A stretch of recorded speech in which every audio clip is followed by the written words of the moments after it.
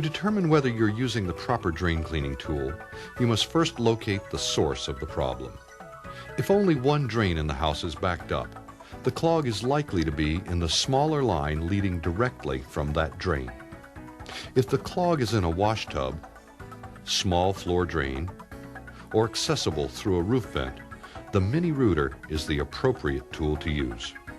If several drains are affected, the blockage is probably in a larger line common to those drains. If this is the case, the mini rooter is not the right tool for the job. Consult your rental dealer for a model designed to clear larger drain lines. Never use the mini rooter to clear drains clogged by tree roots.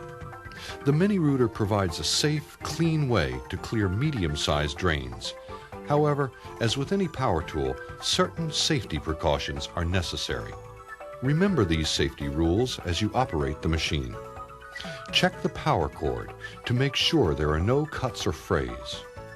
Make sure the grounding prong is attached to the plug. Be sure the machine is plugged into a grounded outlet.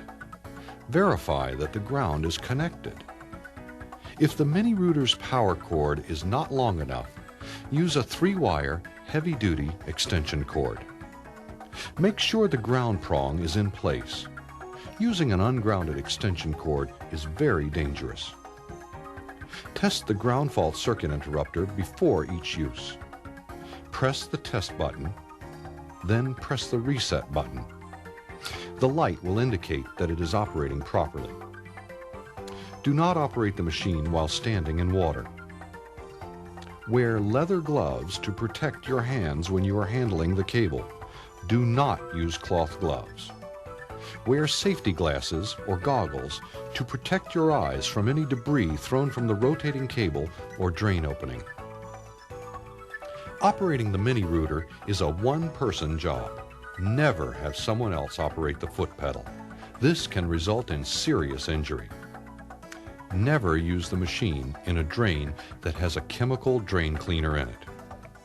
Know how to shut off the machine in an emergency. Choosing the right cutters for your clogged drain problem is important. Your rental dealer will supply the appropriate tools for your needs. The Arrowhead and 1.5" U cutters are good cutters to start with. They are ideal for cutting and scraping. The boring gimlet is for removing loose objects. The 2-inch side cutter blade is a good finishing tool. It scrapes the walls of the pipe for a more thorough cleaning job. Start with the smaller cutters. Then change to the larger cutters after you've gotten the water flowing. To attach a cutter, first turn off the power switch. Then remove the screw on the connector at the end of the cable. Underneath the screw is a lock washer. Make sure you don't lose it. Put the cutter in the slot. Replace the lock washer and connecting screw. Then tighten the screw firmly. Before you begin the job, check out where the line goes. If possible, use an opening beyond the trap.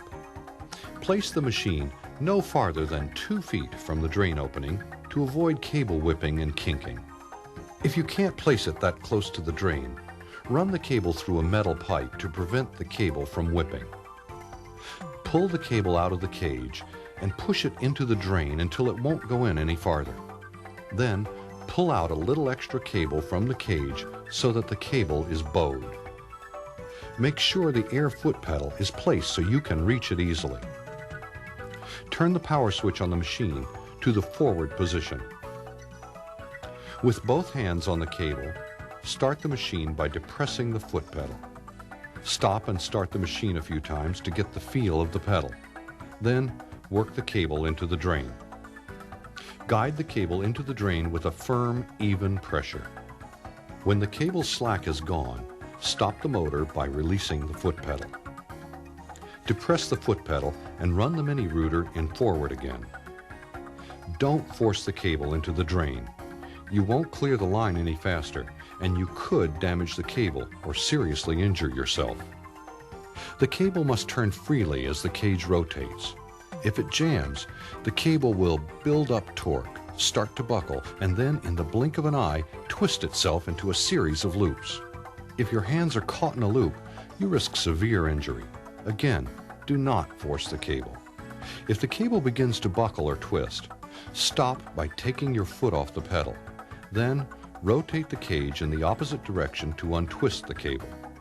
Push any excess cable back into the cage before continuing. Go slow. Again, don't force the cable. If the cage stops turning, yet the motor is still running, you're forcing the cable. The safety clutch will slip until you stop the machine and pull back on the cable. Push any excess cable into the cage. When you meet resistance in the drain, move the cable back and forth until the resistance lessens and the cable moves freely again. Always keep the mini router motor switch in the forward position, whether you're feeding cable into the drain or pulling it out. Use reverse only to release the cable if it gets stuck. If the cable gets stuck, switch the motor to reverse. Put both hands on the cable and run the machine for only a few seconds at a time. Running the machine in reverse longer can damage the cable. When the cable pulls free, put the switch back and forward. Continue slowly working the cable into the drain a few inches at a time until the drain is clear. Run water into the drain to wash away any cuttings and clean off the cable. After the drain is clear, slowly pull the cable out of the drain and feed it back into the cage. Make sure the motor switch is still in the forward position. When you get close to the end of the cable, stop the machine and pull the cable out of the drain carefully.